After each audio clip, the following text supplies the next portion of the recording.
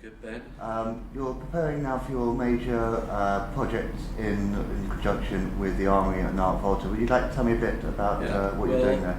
The logic of it was that after many years of doing projects in New York, usually during the Armory Show, did a project a few years ago with Mark Wallinger's Sleeper in tandem with the Whitney Museum, Anthology Film Archives, did the same with Susan Hiller a few years ago with her film Silent Movie, kind of between doing that with the Museum of Modern Art and the Jewish Museum there.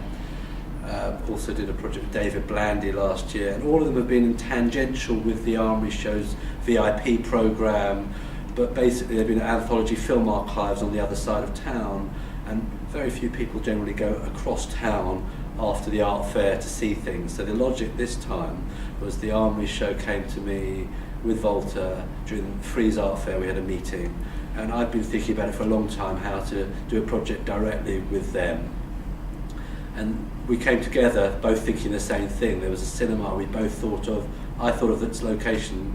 It was a cinema near Chelsea. I always go past, and I sort of didn't remember its name. And they mentioned the SVA Theatre, and then I looked up on the website. It was the theatre that I've been looking at every time I'm in New York, because it's so near the Chelsea Art Galleries, and it also happens to be the School of Visual Arts Theatre Cinema, so ideal because it's part of an art college. So it's very much part of the grassroots of artists, art makers, which is kind of where my heart and soul is in terms of motivating people. So the project is the idea that you've got the galleries who are showing at the Armory Show and at VOLTA, taking up their booth with artist film. They can release some of that space and screen their films with Artprojx at the cinema at a sort of in a program that adds value to their whole process, but it's kind of mixed with other projects, public projects, so that's kind of made it work better. But to kick off with, the logic was that the Armory Show invited them all to be part of it, and then we had submissions, and from that we selected artists via their galleries who we felt would be work in this first programme. Yeah, that's what I was very interested to know more about the curatorial process and the selection process. Is that something you would liaise with the organisers of the fairs and select the galleries, or is it something that you would take on yourself? We did it. The galleries approach, so it really was what we felt would make the best programme, but I didn't have a big curatorial team. It was me and Poppy, Gordon Lennox, who works with me, and that's kind of it, because there's on this time and scale, we've only had a few months to make this work, and there isn't time to kind of add layers, and it's about basically working with the galleries who are showing at the art fair. It's not about selecting them. They've already selected for the fairs. Sure. What I worked on was also the public arts organisations to submit programmes to that would add value and add a dimension to it, not just make it a commercial package. As Artprojx isn't a selling vehicle, we're a promotion, curatorial, marketing platform for the galleries and artists. That's the logic, that they're getting their artist films shown and raised. So the object also is that during an art fair is that it's usually the artists and students that don't get into very much for free. So the logic with this was to make it free so that everyone in New York and the artists and students would feel special. Especially working with the School of Visual Arts, I wanted to have a partnership that if, as we're starting to hopefully do this year on year, it would be something that they would feel they're part of and feel that it makes them feel included in the whole art fair period, because it's sort of lots of things going on, very buzzy, but it's often for a kind of a knowing few as opposed to an encouraging large audience, and that's where my heart really is.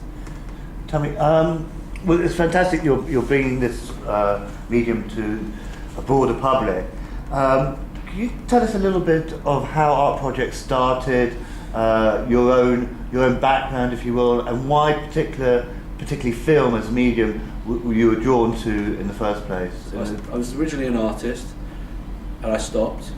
I then worked for a gallery, and then I had other business experiences. A long time ago, I worked for a gallery in Cork Street when it was a little bit more popular with contemporary art galleries. Yeah. And it was at the time when Victoria Miro was there, and she was probably, I'd say, the highlight of its street in terms of contemporary art galleries. And I then had various work experiences in business development and online, in the height at the beginning of the online revolution in the mid-90s, and it was it was a quick learning curve from being an artist, but then also worked for a company who doing marketing and communications, and always keeping my hand in more charitable work with art organisations and advising art centres about new audience and how to build audience, because it's always been my interest in how you get people to come and see things. As an artist, it was what I wanted as an audience. When I had exhibitions, that's what you wanted, and I had an ability to get people to come to see shows, so I kind of used that. And then also how do you get people to support artists? So Artprojx became born out of maybe many years of the mix of experiences, and the idea was that how to get audiences to support artists and how to make that work. And that, after the incarnation of Artprojx started off, more to develop funding schemes for artists, developing such things as the Artprojx fund for Frieze Art Fair and the Tate Gallery, which took on by my former business partner who runs Outset, and other projects with the ICA, the Camden Arts Centre, helping develop sort of fundraising schemes, and also had a period at the Arts Council. The logic really at some point was I was offered the use of the Prince Charles Cinema to bring the audience to the cinema, and I didn't at first think what I wanted to do, but one of my bugbears for years has been going into galleries and museums and seeing little films on monitors and walking past, or going into a dark room when you're at a busy art fair and not really in the mood to look at this film thing. And this film thing is often great stuff, and there are some great artists out there who make films, but often it's used as a sort of a pop-in, a fleeting moment, whereas the film might last half an hour and you give it 2 minutes. So I tried showing some artist films and some documentaries in the Prince Charles Cinema, and it started to work really well, having huge audiences turning up for projects I did with films about to be premiered on TV. I showed them before they were on, and suddenly filling the cinema. And then I worked with the artist Mark Wallinger and had a queues around the block. His gallery had more footfall and more coverage in the press than per normal, so it added a chemistry to galleries and their artists. It wasn't the be-all, but it added a kind of dimension. And what's grown over the years is that what I do is a moment that adds something to the artist's work, to the film. It brings an audience, it makes the moment special. I don't do red carpets or paparazzi, but what I try and do is bring an audience that makes the film an event and makes people feel something special about this thing. I don't judge often the thing, because I already work with artists who are known to be good, or who I already know have a reputation. Sometimes emerging artists where it's less knowing, but it's about also the opportunity. And once you've established that there's a banging noise in the background, you go mad. So it's kind of, over the years, it's established that lots of galleries approach Artprojx to help show the project they've got with their artists in the way that I do best in the cinema, of making it artist focused as opposed to film cinema focus, because there is a very big difference between artist film and video and film making film and video. And even though they're very similar seeming language, the artist making a film wants to often remain as the artist in the art world. The filmmaker maybe wants a trajectory of entering into the Hollywood or the TV or the independent filmmaker world, and their trajectories and their ambitions are different. And that's what I try and work as is the contemporary artist who makes film. Paths sometimes cross, sometimes the artist filmmaker enters into the mainstream film world, but often the film world doesn't know how to embrace them. So I try and maintain their credibility and raise it somehow. And it's an experience I enjoy of a one-off event, often with the artist, because it's something I think I put in my power to the fleeting moment as opposed to the month-long show, which I've done as well, and that's a different kettle of fish. But I think after doing the gallery shows in a gallery that I had a few years ago, I'd say I prefer the one-off event, even though the energy and effort probably is very similar. That's very interesting. You were just talking about video artists who've crossed over into the mainstream, into Hollywood. I mean, examples, Steve McQueen's Hunger or Sam Taylor Wood. How do you regard these artists who have gone perhaps more commercial and gone into the mainstream? Can you still consider them as serious artists, or are they now a different animal, if you will? I don't have a consideration of what they are, but I know that Steve McQueen is a great artist, so I don't have any doubt. And I think the issue is how it's a bit like what one calls oneself, and I think he can go beyond that because he delivers good and great. I think the problem is sometimes where, if you change your spots, you change your spots. So if you become the Hollywood filmmaker, that's probably going to be what you are. It's like, are you a footballer or are you a football manager? And, sometimes you have a certain window of opportunity, and maybe that's fine. It doesn't matter what you are if you deliver good. I think if you deliver good stuff, it doesn't matter. I think the best artists deliver the best art. I don't have a kind of criteria of what they do and how they achieve it. And I think there are very few brilliant artists out there. So the brilliant artists are, they could probably turn their hand to the Hollywood. I mean, the problem is if you want to maintain your credibility as an artist, it's very difficult because obviously everyone has presumptions on what you are and who you are, so therefore they treat you differently. So that's probably what those people have as a problem, is that people then handle them differently. They just want to be making stuff. They want to show their work, but they've got the opportunity to show it to millions as opposed to hundreds. Most artists who make films will only have an audience ever of a few hundred. If you're a few thousand at the most, there isn't a huge audience for artist film and video. So what that is an opportunity to reach a wider. If you've got a voice, use it. But there aren't that many people with a great voice. So you hope that more people will develop their voice. But do we not become are there issues of authorship when you're going to the sort of a mass market, and that the artist's voice is lost because there's so many different factors involved in the production of a major film, with directors and scripts and studio concerns? Yeah, I think the whole problem, there's a problem of ego too. So it's about like what's the hierarchy of our world, and the idea of making a big feature film is a great ambition for an artist. There's suddenly money available, there's big budgets, you can get paid, whereas most artists who make films do not get paid. So there's not much money in it. There aren't a huge plethora of art collectors out there buying the stuff, so the few that there are, it's a very niche area of art production, yet there's more and more artists making it. So the prospect for gold is still unknown. We don't quite know where the gold is in them there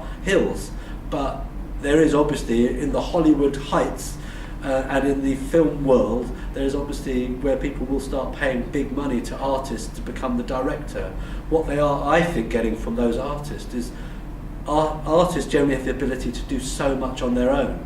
So what they're getting is a real low-cost, great character behind the camera who can actually deliver far more than the whole, different elements of a production team. But suddenly an artist being a part of a huge production team will lose their voice, but it's whether that voice can raise aloft and become strong. I think there are issues around it. I have worked with some artists who are very big artists who suddenly make big films, and the film world doesn't quite know how to handle them either, and the marketing of them either, because they don't know that they've actually got big reputations as artists. So it does get a bit hazy, and I think it's a territory that's still pretty much evolving. I mean, we touched briefly upon the video art as a collectible thing and the actual market for the work, we all know that it's quite difficult to quantify, and the collectors are resistant because to the medium.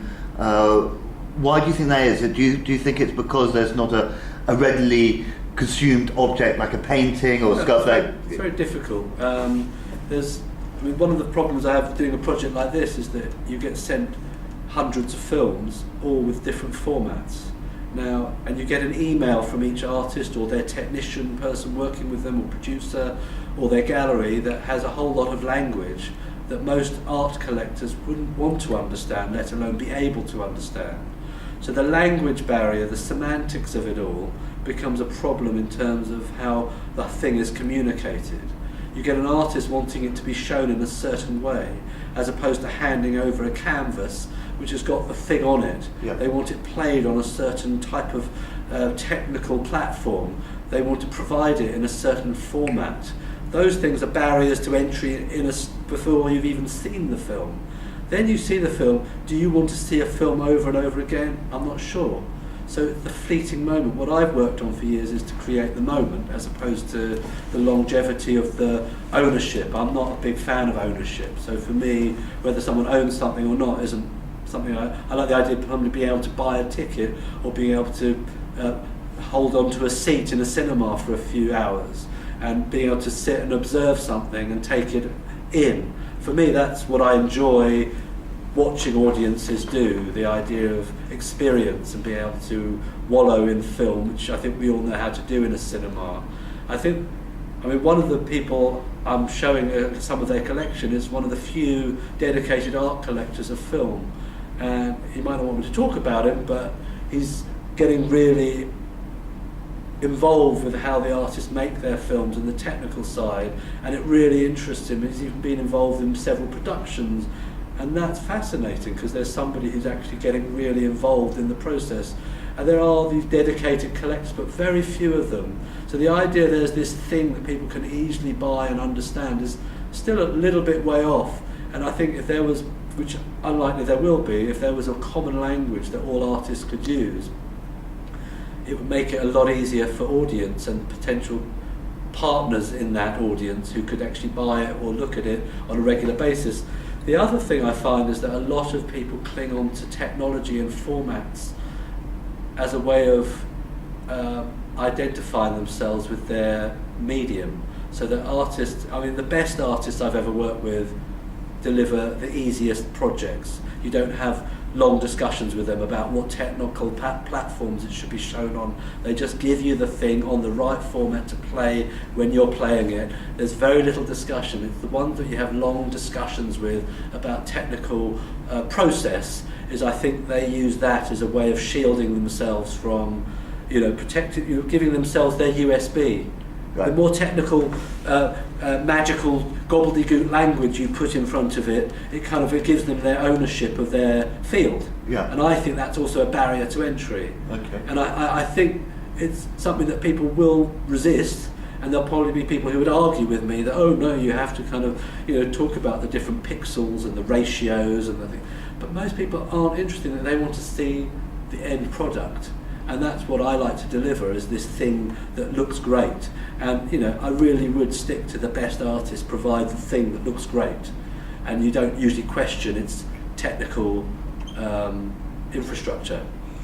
That's very interesting. You're talking about the thing, the event that people can go and participate, and how important is that sort of community spirit, if you will, that you're witnessing something as a collective, as a group, and it's a group experience as an audience, rather than say having looking at work as you say in a blackened space or on a laptop or I think it has. I understand the question. I think it has a power.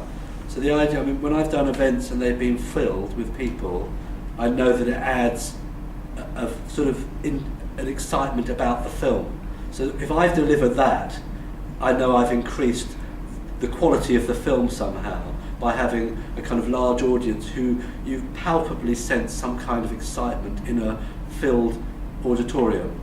The problem I often have, and it's not a bad problem, but it's one that I have to face when you do a big project, is that I'm doing a project here with over 100 films, about 100 different artists, and all of them, artists aren't always great at getting a big audience to kind of look at their film. They become a little bit inhibited of marketing their own work, and the best projects have been when the people you work with promote the film with you, so that you get that biggest audience chemistry of different people coming from different sources. And that's why even a platform like FAD and PR agencies add to a chemistry that can help a project. No one thing ever delivers the result often, in my experience. So when I'm working with a gallery and an artist and myself and maybe some other agencies, it's the combined audience that they all can bring to a project makes probably the most exciting project. And I like the idea of collaboration, but collaboration is that part of audience.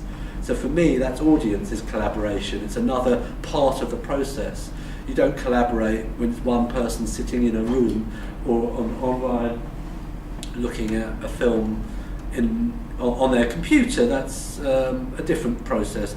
That to me, I don't know. That's another conversation, and I think there is a merit in having good stuff online. But I think we all want to be looking at stuff together at some point. You think it engages dialogue? Engages some kind of dialogue. It's witnessing people sometimes chuckling. You can sometimes hear a pin drop because it's so mesmeric, the film, or I've done events where you don't hear anyone talk throughout the whole thing, no rustling, and it's a 2-hour film. I've done I did a 4 or 5 hour film and 500 people stayed in the cinema for that long. That's a challenge, but you're showing probably something very good if people don't move for 5 hours or even 2 hours. There's some artists that have a magic, they can hold an audience, and there's others that people will fidget and run out very quickly out. And I think that's also what I like to do, is offer that platform to artists and galleries that they can actually show their wares without too much judgmental baggage going on, because I'm providing them hopefully with a platform that they'll deliver something that's really good. But it's also the possibility it won't be that good, and I don't always mind that, because I think sometimes taking that risk is possible. And a project like this, where I'm doing it where the cinema's free, is kind of nice. People can walk in and out, and if they like it, they stay. If they don't, walk out, and that's kind of nice too. Just almost finally, the future of Artprojx. What do you have planned? What's your ambitions for the company and showcasing video work in this sort of way?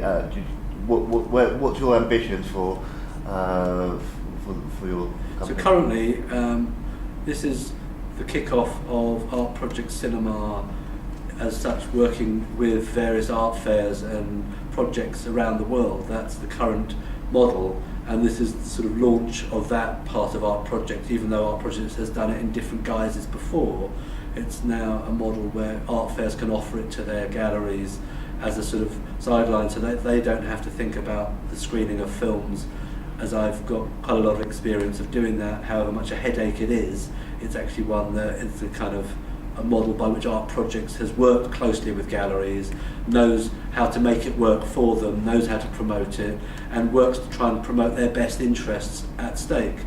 So it kind of combines screening, promotion, curating, liaison, all those things that it's sort of, I've taken over 10 years to sort of establish that as a relationship. That is the sort of ego of the brand, is to kind of raise other people's egos. Right. And it's not kind of how great Artprojx is my ambition. My ambition is to keep the platform, but it can actually work for galleries and artists and art fairs to kind of have this thing that actually adds value to the process, but also creates another dimension in a city at that time of something that people can go and see, quality artworks that have a more difficult commercial attribute. They're not easy to sell.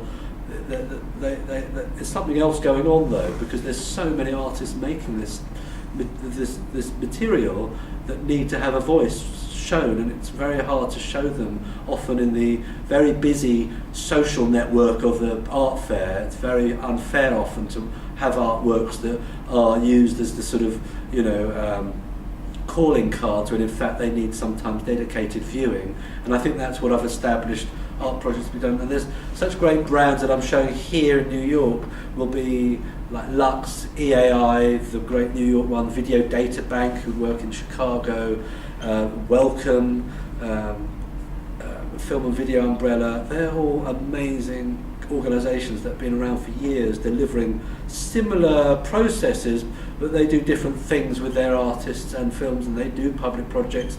But where Artprojx, I think, has its voice is that it works very closely with the galleries and the art fairs to deliver something that adds value for everybody. For me, my interest is having access to the material, being able to show it, and it's about giving it its platform, and whether the galleries artists manage to make hay from that process or make gold from it, it's up to them. For me, I like to give a platform and a voice to the projects. So sounds very admirable, David. I mean, staying with the art fairs, and I mean, one of the highlights for me in Basel, Switzerland, is Art Unlimited, whereby artists can be commissioned to produce large-scale pieces that break the confines of the booth. Is this what you envisage Artprojx to be, that the medium dictates that the context should be different, rather than viewing in a booth where it can be lost amongst a whole lot of well, the art fair is it's a commercial trade fair. Yeah. It doesn't mean everything that's shown in it is great. So the idea, it's sellable. It's got a commodity. People want to buy it, or the galleries think it's something that should be sold. Whereas I think the idea of having a platform of this thing that isn't very easy to sell always is raising its voice, giving it a platform that to many artists is where they want their work to be seen, and by as large a possible audience, not just seeing it but knowing about it, because I might be showing a film in the week coming up that 3 people might be sitting in the cinema, but hundreds of thousands of people will know about it. So that's the process by which I've worked for years, is making the art world at least know that the project is on. And it's difficult because in an art fair week you've got so many things to happen. There's suddenly a champagne cocktail at Mrs. Frou-Frou's collection, in Madison Avenue. That's going to be a lure to many people who might not want to sit in a darkened cinema. However, you get people who want to maybe sit and spend an hour of their busy travails around the art world. They might want to sit. You have some collectors I've already got people who've put down they want to see dozens and dozens of films that week, and I've got various galleries who want to see the film, so they know that there's slots that they can sit and see it. I've got it that it's running throughout the day, so at night, so that the films are available, that people can sit down at some point. Maybe you're wandering into Chelsea, you want a few minutes of resting your feet, or you've come specially, and the artists then know that they can invite people to see it at that time. And so it's an opportunity, I think, for many people. It's an opportunity for me, and I always rise to an opportunity. And just ask me, what advice would you give to a young artist recently graduated, or looking at going to college and wanting to explore different mediums, and is drawn to film, but as you say, it's like aware that the commercial considerations are going to be problematic at the end of the day?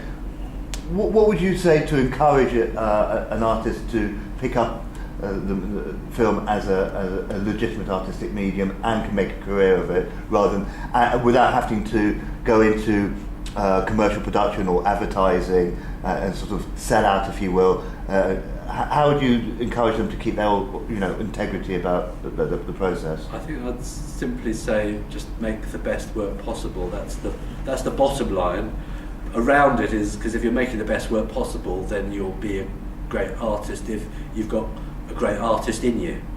If you realise after a short while possibly you haven't, then you're probably going to look into other avenues. But I think understanding the technology and the medium and studying that and working with people who do know that, and really understanding your tools, I think is one part of it. But also being able to network, being able to put it out there, being able to socialise, being able to be friendly in this world is very important. Many of the artists I'm showing who aren't necessarily with galleries are people I've had good encounters with over the years. It makes it a much more enjoyable process showing their work. It's a very human experience showing artists' work. I'm not an automaton, so I often get approached by artists with their film. They throw me the film via mail or email, and my first reaction is, what am I going to do with that? I don't have funding, I don't have a rich uncle, so they're often not thinking as to what is it in it for me. So I now throw back to many artists, think about what the relationship would be, not necessarily just about money, but what do you want from me or other people to benefit their work. Once they understand that, and once the relationship starts off that way, one can start having a dialogue about how one works together. It's often when there's no consideration as to what other people might think and how they might help and work with that artist or that project is where the stumbling blocks lie, where the ego takes over and thinking, I've got such a great film. There's so many such great films out there that it's actually the artists who are good to work with, who are collaborators. Showing things are always collaborations. There are even tricky artists out there who are great, but they have often an understanding of how to collaborate and how to sometimes even utter the magical words thank you when you've done a project with them. I've done projects with some artists where you've put all your energies into this one moment to raise their work aloft, and the words thank you don't come out of their mouth regardless of whether there was fees or not involved. And that's a very simple word to use, but very few people know how to use it and make you feel that you've got a good collaborative relationship. I'm sure I'm guilty of many crimes of that nature too, but it's how one has to try and work together with other people. Very interesting. Just like, you obviously work very closely with the artists and sort of nurture them. Are there sort of a handful of artists that you will stand by, that you continue to work with, and you've seen their career trajectory really? You've been an integral part of their development? I don't know if I'm an integral part, but I think once you're a part, you're a part, and I think you're part of a jigsaw puzzle and a collaborative network. Some stay together even if they get signed up by a gallery. Some feel like they've kind of risen to a next level. They've signed up with the big gallery. They probably don't feel like they need you anymore. That's sometimes a shame. Maybe sometimes it's a mistake, because those big galleries can sometimes drop their artist, and then those team players you have like me on their side, maybe it's not so easy to be there for them when they suddenly don't have those opportunities in the future. But I think generally the ones where you establish a relationship of understanding what you both bring to the table. I know that I bring a sort of an energy and a platform for many artists, and a sort of credible brand that actually adds value to many projects. And in some cases it won't do, because if it doesn't understand each other, it doesn't work. I think you have to find the right chemistry, the right balance, and if it works, generally you've at least got a friendship to discuss projects with. It's tricky. Sometimes a good artist that you've built a good relationship with over years signs up with a good big gallery, and there's not much need for a relationship anymore, because they've got a stakeholding gallery involved, where I don't need to be raising the gallery's business models any further, because I'm raising the value of that artist's work, yet the gallery doesn't appreciate that. So it might be the artist does and the gallery doesn't. I'd say the best relationships have been where the gallery and the artist understand what you bring to the table and the magic that you then can create together. And I think those projects, they'll work again and again. It's when you understand each other, you have a good chemistry. And I think in this project that's happened. There's many galleries and artists already in this one where I know that I'll be working with them again, because we already understand how we work together. But any project, there'll be parts that don't work, there'll be parts that do, and it's trying to sift that through. Great stuff, David. And finally, could you ever see yourself actually filmmaking yourself, taking on that role as a producing work and going down that road, having witnessed so many films and putting films together as part of a program? Could you see yourself as I often think about it, but I think it's a bit like the person who thinks they've always got a book in them and they never write it. So I think I'll probably think for many more years that I could have an artist's film in me, or a beyond the artist film, because I've seen so many and I see so many things that I think I would maybe do better or not. But you know what? I think there's certain things where one has to appreciate what one does well, and I know that I am a impresario come promoter, marketer, come / curator of artists' films and artworks. I don't really see the division between artist film and good art, so I promote good art, but it happens to be made as film. I take the technical side away from that. I think that's what I probably do best. However, there has been moments where I do talk to people about linking up to be a producer, how to make films, and it's possible, but you know, life can take you in different directions. I'd keep it open. I've got no reason to close that door. And I come from being an artist, so the creative urge, but I see the creative urge as what I do anyway, making things happen, and hopefully they happen for the benefit of all. Terrific. I think we'll draw a line there, but congratulations. I very much look forward to seeing being in New York and coming down to the cinema in Chelsea. Thank you. And best of luck with